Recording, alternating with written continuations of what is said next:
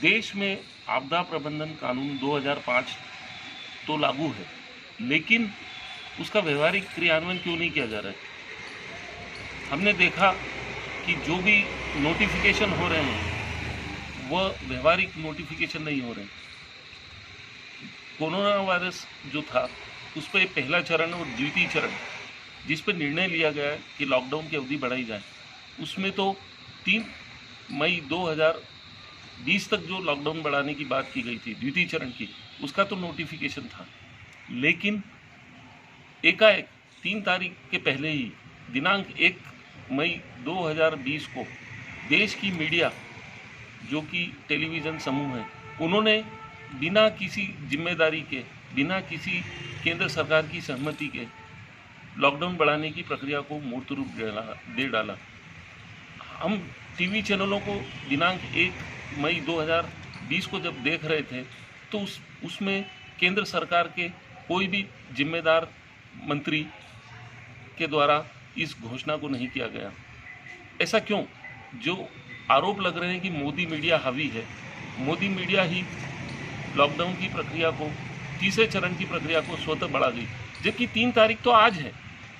Notification के पहले ही, 3 तारीख के आने के पहले ही मोदी मीडिया ने जिस तरीके से देश को गुमराह किया और तीसरे चरण को स्वतः ही वृद्धि कर दी, वो कि क्यों किया गया ऐसा?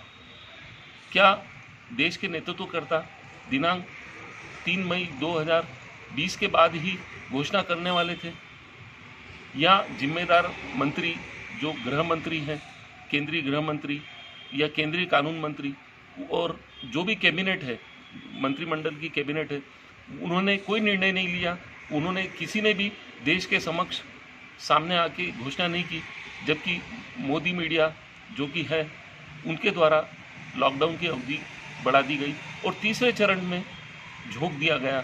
देश की जनता परेशान है, गुमराह हो रही है कि ये जो लॉकडाउन की तीसरे चरण की प्रक्रिया बढ़ाई गई है 3 मई से, वो केंद्र सरकार ने बढ़ाई है कि मोदी मीडिया ने बढ़ाई है, जो कि सरासर केंद्रीय आपदा प्रबंधन कानून 2005 का उल्लंघन है। बिना नोटिफिकेशन के तीसरे चरण को बढ़ाया जाना गैर जिम्मेदाराना है, गैर और असंवैधानिक है।